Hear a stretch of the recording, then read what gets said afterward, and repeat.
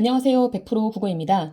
이번 시간에는 지난 시간에 배웠던 형태소와 단어의 형성에 대해서 연습하는 그런 시간을 준비해 보았습니다. 형태소와 단어의 형성에 대해서 지난 시간에 배운 개념을 상기해 보시고요. 형태소, 단어의 형성 바로 들어가도록 하겠습니다. 형태소입니다. 형태를 가진 요소란 뜻이었죠. 그러니까 뜻을 가진 말의 가장 작은 단위였습니다. 그리고 단어 기억하십니까? 호단자였습니다. 호단, 홀로, 혼자. 그러니까 자립, 혼자 서는 친구들 모여라. 자립성 있는 말들 모여라. 이렇게 하는 거였죠. 그런데 조사가 빠지면 좀 섭하죠. 예외적이긴 하지만 이 조사라는 친구는요. 도와주는 친구, 그러니까 체연 뒤에서 이런 모양, 달팽이 같다라고 제가 얘기했었는데요. 조사가 붙어주면서 체온을 도와주지만 동시에 체온이 워낙 자립성을 가졌기 때문에 그래서 동그라미로 표시했는데요. 체온이 가진 자립성 때문에 이렇게 분리성을 가지게 되는 조사는 분리성 때문에 단어로 인정이 되었던 겁니다. 그래서 자립성을 가진 말들 모여라 하는데 조사도 예외적으로 포함을 시켜주었던 거죠. 자, 그러면 이걸 가지고 적용을 해보도록 하겠습니다. 지금부터 분석을 해볼 텐데요. 잠깐 영상을 정지하시고 스스로 단어와 형태소를 먼저 구분해 보시기 바랍니다. 자, 해보셨나요? 그러면 설명 들어가 보도록 할까요? 나는 하늘을 보았다입니다. 먼저 나는 할 때 나는부터 봅시다. 잠깐만. 띄어쓰기가 이렇게 되어 있는데요. 여러분 띄어쓰기의 단위를 어절이라고 합니다. 띄어쓰기의 단위 어절, 말씀어, 마디절입니다. 말의 마디라는 뜻이에요. 이걸 나눌 때 어절은 굉장한 힌트가 됩니다. 어절을 단위로 한번 봅시다. 나는 이게 한 어절인데요. 나 뒤에 는 붙은 거 보이십니까? 네.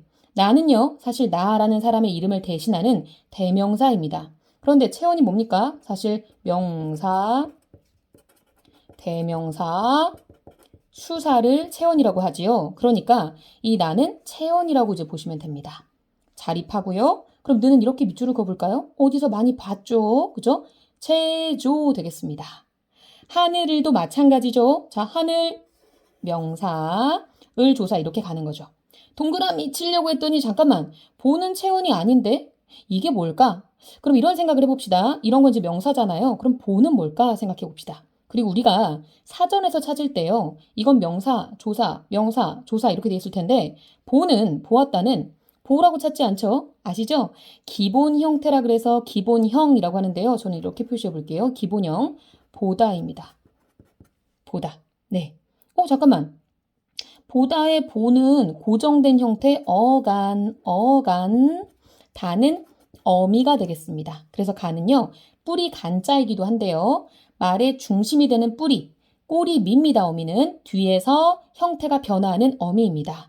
그러면 보하고 다 사이에 아시 끼어든 구조네요. 그래서 동그라미 이렇게 칠까 했더니 잠깐 어간하고 어미는 서로 같이 있어줘야 돼요. 혼자서는 쓰일 수가 없답니다. 이거를 우리가 지난 시간에 서로 같이 있어야 돼. 상호 의존성이라고 했었죠. 상호 의존성 되겠습니다. 네, 같이 있어야 돼요. 저는 왠지 이런 말 보면요. 사람 인자가 떠올라요. 한자 사람 인자 말이에요. 이렇게 기대고 있죠. 혼자서는 서지 못하고 서로 기대는 거. 근데 사실 혼자서 서지 못한다라기보다는 같이 있어야 되는 존재가 사람이 아닐까요? 어간하고 어미도 마찬가지입니다. 그러니까 보다의 보다의 다 혼자 쓰는 게 아니라 한 번에 이렇게 단어로 갑니다. 그러면 지금 단어가 몇 개일까요? 하나, 둘, 셋, 넷, 5개가 되는 거죠. 단어는 5개 이렇게 갑니다. 형태소로 그럼 넘어가 볼까요? 자, 형태소를 나누려면요. 먼저 의미의 가장 작은 단위잖아요. 그리고 알다시피 누가 더 클까? 요게 더 크죠. 요게 제일 작은 단위니까요. 요렇게 이걸 더 쪼갤 수 있나 한번 봅시다. 쪼갤 수 있는 데까지 쪼개는 게 형태소예요. 나를 니은 플러스 아로 쪼개볼까? 이랬더니 그건 안 될 것 같아. 그렇죠? 왜? 의미가 사라지니까요. 니은은 어떤 의미가 있는 게 아니니까요. 그러니까 나 그대로 내려오고 는도 내려옵니다. 하늘도 어떤 의미가 없거든요. 하늘 이렇게 가고요. 을도 이렇게요. 근데 보았다는 알다시피 보다의 뭔가 의미가 있는 것 같고 다 이렇게 나눠질 수가 있죠. 네, 이렇게 형태소를 모두 나눠서 하나, 둘, 셋, 넷, 다섯, 여섯, 7개 형태소가 있구나. 형태소는 모두 7개구나. 끝! 이게 아니고 형태소의 종류를 우리가 다시 나눴잖아요. 자립성이 있느냐, 자립하느냐에 따라서 자립 형태소, 그래, 나 자립한다. 나는 좀 못하는데, 의존. 그리고 실질적 의미가 있느냐에 따라 실질적 의미가 있으면 실질 형태소, 그렇지 않으면 형식 형태소였잖아요. 이거를 그대로 적용을 해볼게요. 알겠죠? 자, 그럼 나아갑니다. 근데 나는 워낙 체온이지 않습니까? 체온은 자립하잖아요. 그러니까 요거는 자, 바로 가면 돼요. 하늘도 마찬가지 자립으로 가면 됩니다.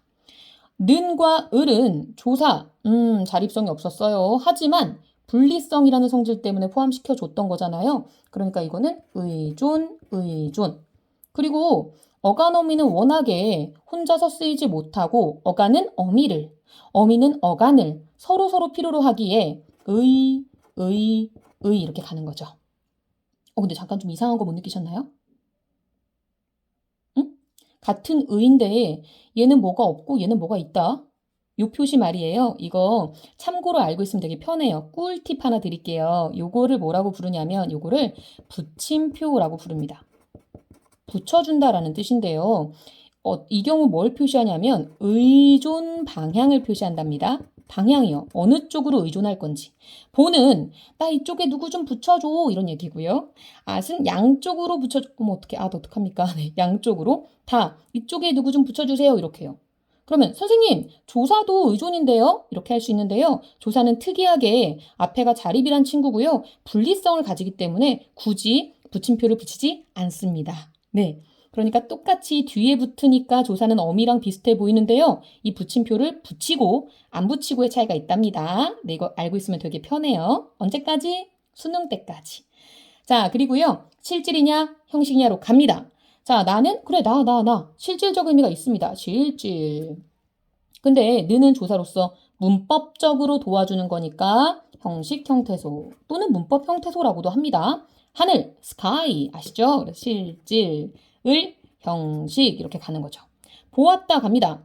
잠깐만. 보는 눈으로 이렇게 본다라는 진짜 의미가 있거든요. 실질적 의미. 그리고 앗은 형식, 이것도 형식입니다. 앗은 과거를 가리키는 말이고 다른 문장을 끝내버리는데 이런 것들이 문법적 기능을 한다는 거죠. 근데 여기서 정말 주의 깊게 보셔야 될 게 뭐냐면 오늘 수업의 하이라이트이기도 해요. 물론 여기 보시면 체온조사 이거 되게 중요하고요. 어간어미 상호 의존성 진짜 중요하거든요. 근데 이건 지난 시간에 했던 거고 오늘 뭔가 새로운 거 요거 좀 보세요. 얘 뭐죠? 이 어간은요. 혼자 못 쓰이기 때문에 의존인데요. 그렇지만 실질적 의미를 가지는 되게 독특한 녀석이랍니다. 보시면 아시겠지만 자립하면 실질적 의미를 갖고 의존이면 보통 문법적 기능을 한단 말이죠. 그런데 어간은 독특하게도 혼자서 못 쓰이는 의존 형태소지만 실질적인 의미를 가지고 있답니다. 이게 굉장히 독특한 친구예요. 의존하지만 실질적 의미를 가진다. 이렇게 생각해 두시면 됩니다. 알겠죠? 어간의 독특성은요. 굉장히 많이 다뤄지고 있으니까요. 꼭 알고 있기 바랍니다. 자, 여기까지가 형태소와 단어에 대한 적용이었습니다. 어떻게 알미 좀 공고해지고 확장이 좀 되셨나요? 이번에는 단어의 형성으로 가볼까요? 단어의 형성에서요. 중요한 개념이 있었어요. 어근입니다. 말의 뿌리, 근. 근데 이 어간하고 어미하고 어근을 간하고 근이 둘 다 뿌리간, 뿌리근이라서 아이들이 많이 헷갈려 하는데요. 저는 계속 우기고 있어요. 미간 말입니다. 미간 어딘지 아십니까? 이제 얼굴을 그리면 오늘도 이제 그림이 좀 나와줘야 되겠죠? 네. 여기 눈썹 사이가 미간이죠. 여기. 인상 많이 쓰면 안 되겠습니다. 그래서 미간 이렇게 외우세요. 라고 저는 계속 우기고 있어요. 네. 헷갈리더라고요. 간하고 근이. 어쨌든 이 어근이 하나이면은 실질적인 의미, 말의 뿌리가 되는 의미가 하나면은 하나, 단일어. 그리고 단수의 반대는 복이니까 반대는 복합어 이렇게 되는 거고요. 복합어는 다시 어근 플러스 어근의 합성어 그리고 파생어로 나뉘는 거였잖아요. 기억하십니까? 어근 플러스 어근의 합성어 얘는 실질적인 의미끼리 파생어는 어근 플러스 접사 이렇게 되는 거였죠. 이거의 관건은 뭐냐면요. 어근과 접사를 구분하는 건데요. 저는 접사를 세모 표시로 해보고자 합니다. 이렇게 세모 표시. 밑에 있으니까요. 여기서 한번 접사를 먼저 세모 표시를 한번 해보시죠. 화면을 정지하고 하면 좋습니다. 해보셨나요? 네.